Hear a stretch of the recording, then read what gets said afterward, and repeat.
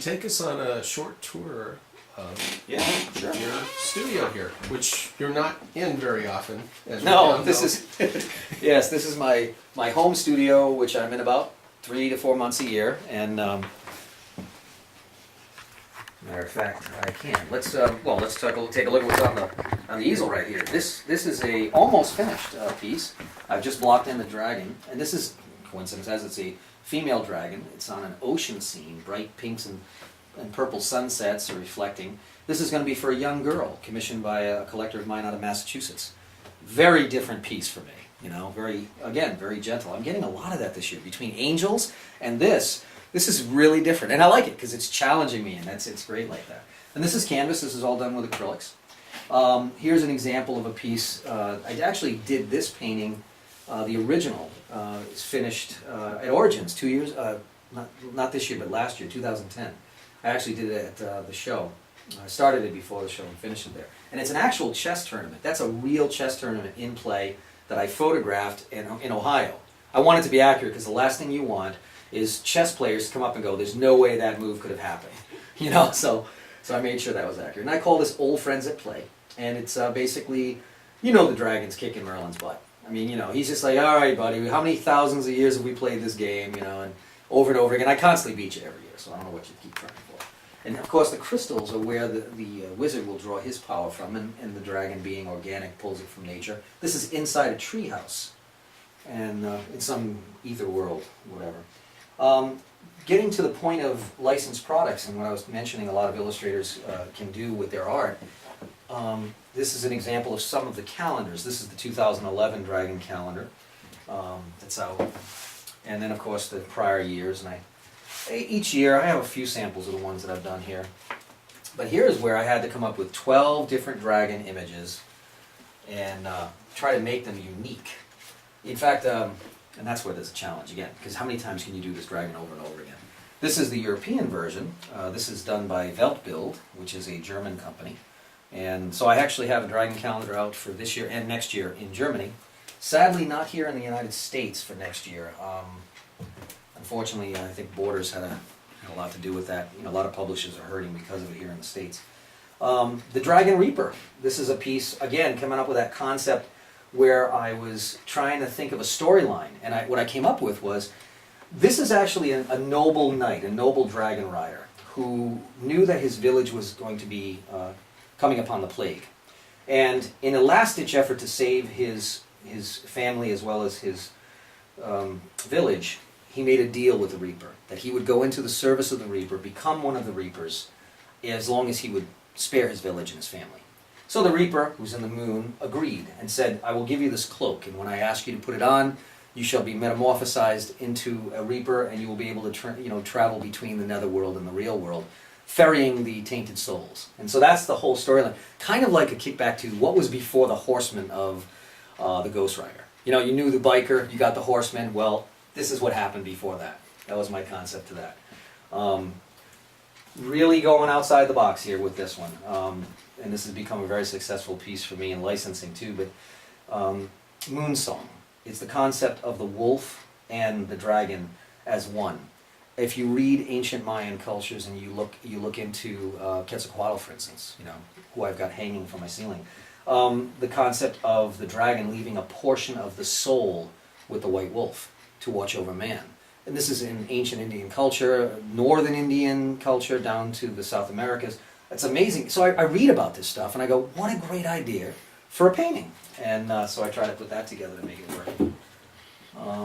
Now over here, t-shirts. You know, there's the Dragon Reaper we talked about earlier. Lunch with a toothpick. Talk about a game. That's my gamer's piece right there. You know, that's my answer to sometimes the dragon wins. And he's just sitting there, plump, picking his teeth. He shucked them out of their shells. You know, they don't have their armor anymore. And that's been my favorite. And I think for the gamers that I see every year, that pretty much is too. Harbinger of Fire, just kind of like a gatekeeper. Some of the old school ones, Wizard's Emissary, one of the early pieces I did for the Mountain Corporation. And then there's this preliminary series of sketches that I've been requested recently to do. And again, a lot of angel work lately. And the other thing is, you know, puzzles. It's been I've had a lot of fun doing different types of puzzles over the years. They are still being done, believe it or not. Not by a whole heck of a lot, mostly older people, but young people are getting into it. Of course, here we have Lunch with a Toothpick as a puzzle. Any product that requires visual images for their sales is going to be potentially a job for an illustrator, and that's just some of the examples. Throw blankets and other kinds of textile work are things that I've done, and it keeps me going. You know, I mean, it's work that I paint one original piece of painting of art, and then it just has a life of its own, and it can keep being resold. Recently, I've got involved with automotive license plates, doing custom fantasy art license plates and dye sublimation. I've got a whole line of mugs that I've done for years. So your art doesn't just have to be two-dimensional, and honestly, people run out of wall space, so you got to do something. That's true. The other thing in my studio is my toys. Oh, you got to have inspiration. So yeah, like I said, I'm a fanboy here. I am a collector. I love all the Barbarian Warrior and Dragon toys, and you know that's been my thing. I don't just paint. I love the toys. I collect them all. In fact, oh, and speaking of nostalgia, this is an original poster, the Frank Frazetta piece. This is from 1979. God knows, without Frank Frazetta, probably wouldn't even have a fantasy industry. And it's just fantastic, the action, the movement that he captured in his pieces. And we have so many greats that are out now and who have recently passed on. We've got Keith Parkinson, who recently passed on a couple years ago. Phenomenal illustrator, worked for D&D for years. Just a phenomenal inspiration to myself and to many artists getting into the field. Larry Elmore, he's still around, he's doing great, and he wrote my foreword in my art book, actually. And Larry, I have a couple of pieces from Larry that I keep in my studio to motivate me here and there. But just really captures the you know what's going on in their minds, you know what they're thinking, you know. That's the other thing too, is I always recommend my students to get involved in as many different shows as possible and talk with other artists, get their feedback and input, because you know, you just can't be in your own world. You'll never ever grow if you don't expand and talk to other artists and get their interpretation. And you'd be amazed. You never know out of the blue what they may be thinking. That's true.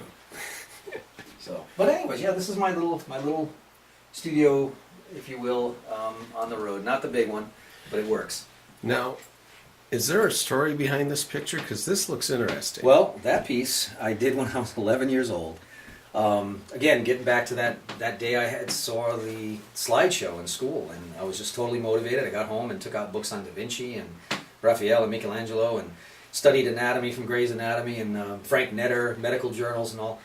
And I mean, by the time I was in the summer that year, about 2 to 3 months later, I must have been drawing 8-9 hours a day. I became infatuated with it. It was like an obsession. And this particular piece, I think, is from a sketch from Da Vinci, which I kind of modified a little bit and expanded it. But, you know, I often to this day will look at that, and I mean, it's loaded with anatomical mess-ups and screw-ups and all that, but it's still, I think about the fact that I had no classes. I was a kid. I was 11 years old. And I had no clue to what I was doing. I mean, really, 6 months before I did this piece, I could barely draw a stick figure. And I try to tell my students, I go, that is not a normal situation. I had an epiphany, I can honestly tell you. I remember just like all of a sudden, I'd be looking at these illustrations and then copying them, and before you knew it, I started to realize I had a photographic memory, and I started to work it and develop it. But I keep that there for that, and I keep it there for another reason, which is to remind me that you never allow anyone to discourage you.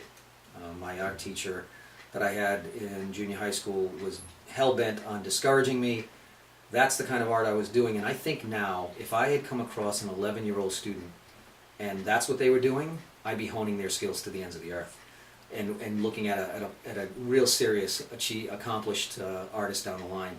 Unfortunately, I was a child in the 70s where, like I said, if you weren't doing modern art, this was considered garbage. I mean, honestly, it would have been, I wouldn't doubt that she would have put Norman Rockwell in the category of a mere commercial illustrator. You know? So I keep that around just to remind me of that. So it's where I've been and where I'm at now.